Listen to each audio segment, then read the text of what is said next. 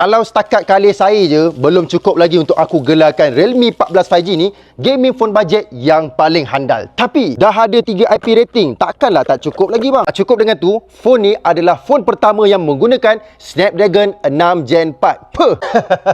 Betul nak tahu? Jom aku ceritakan. Game yang pertama aku nak test adalah Mobile Legend. Korang sini nampak, aku dapat setup Ultra dan juga Ultra. Dan untuk FPS, 120 FPS selamba je aku dapat. Game yang kedua pula, Honor of King pun sama juga. Korang nampak tak dekat skrin? 120 FPS, senang-senang je aku dapat untuk game ni. Genshin Impact, satu game yang orang kata satu benchmark lah. Sama ada phone tu layak ke tak layak untuk jadi phone gaming. Dan aku dapat 60 FPS dekat game Genshin Impact ni tau. Call of Duty, game tembak-tembak macam Counter Strike. Aku rasa yang umur macam aku memang sangat suka game macam ni. Dan korang sini nampak, 60 FPS aku dapat lock untuk game ni. Yang paling ramai tunggu, PUBG. Aku dapat smooth dan juga extreme plus. Dan untuk FPS, aku dapat 90 FPS. Yang lagi menarik bagi aku, phone Realme 14 ni, korang akan dapat juga GT mode. Masa main game, slide je dekat tepi, korang akan nampak setup ni. Gaming je gempak, tapi skrin ayam tak guna juga. Kali ni Realme 14, dia datang dengan skrin AMOLED. Memang cantik gila, warna cantik,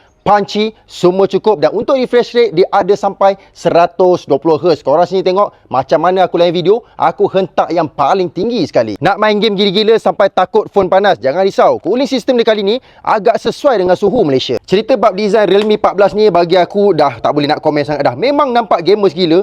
Body tepi petak, sedap untuk dipegang main game. Warna silver, gerak kanan kiri pun cantik. Ada design siap order-order sini. Button sini pun warna oranye, okey. Bahagian atas macam ni, bahagian bawah ada charging Type-C, ada stereo speaker dan modul kamera dia. Korang tengok, cantik betul 50 megapiksel ni. Casing getah yang korang akan dapat dekat dalam kotak. Tapi bagi aku tak suka pakai casing. Aku suka nampak body asal dia. Untuk bateri, dia ada 6000 mAh dan charger yang korang akan dapat adalah 45W lubang USB. Bila sebut phone gaming, mesti kamera tak cantik, betul tak? Tapi 50 megapiksel pada Realme 14 ni bagi aku agak cantik aku tengok. Kalau muka tak berapa handsome, boleh guna AI clear face. Nak padam benda yang korang tak suka pun boleh juga dekat phone ni. Terakhir sekali, ada 2 promo untuk korang yang nak dapatkan phone ni. Yang pertama, burung-burung terawal, korang akan dapat 1 tahun extended warranty dan juga 4 tahun warranty bateri. Kedua pula, bagi yang pre-order, korang akan dapat juga 1 tahun extended warranty dan juga 4 tahun warranty bateri. Gaming dah habis, sembang spek pun dah habis. Jadi, apa pendapat korang? Baik beli Realme 14 5G ataupun